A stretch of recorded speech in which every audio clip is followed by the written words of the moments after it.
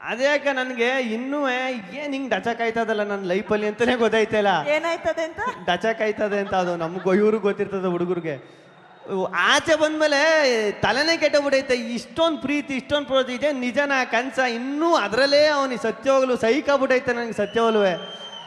ಆದರೆ ಅದು ಅದು ಇದು ಭಯನೇ ಜಾಸ್ತಿ ಆಯ್ತಾ ಇರ್ತದೆ. ಅಯ್ಯಯ್ಯೋ ಏನಪ್ಪ ನನಗೆ ಅದು ಹ್ಯಾಂಡ್ಲ್ ಮಾಡೋ ಇನ್ನೂ ಪಳ್ಪಳ್ಳಂಗೆ ಆಡ್ಕೊಂಡು ಸುಮ್ಮನೆ ಊರಲ್ಲಿ ಅಲ್ಲಿ ಇಲ್ಲಿ ಇಟ್ಟಾಡ್ಕೊಂಡು ನಿಂತಿದ್ದವನು ಅವನ್ನ ಕರೆದು ಹಿಂಗೆ ನಿಲ್ಲಿಸ್ಬಿಟ್ಟು ಇಷ್ಟೊಂದು ಪ್ರೀತಿ ಇದೆಲ್ಲ ಕೊಡ್ಬಿಟ್ರೆ ಏನಪ್ಪ ಮಾಡೋದು, ಇದು ಎಲ್ಲ ಹೆಂಗಪ್ಪ ಹ್ಯಾಂಡ್ಲ್ ಮಾಡೋದು ಅಂತ ತಲೆ ಕೆಟ್ಟಬಿಡ್ತು ಒಂದೊಂದ್ಸತಿ.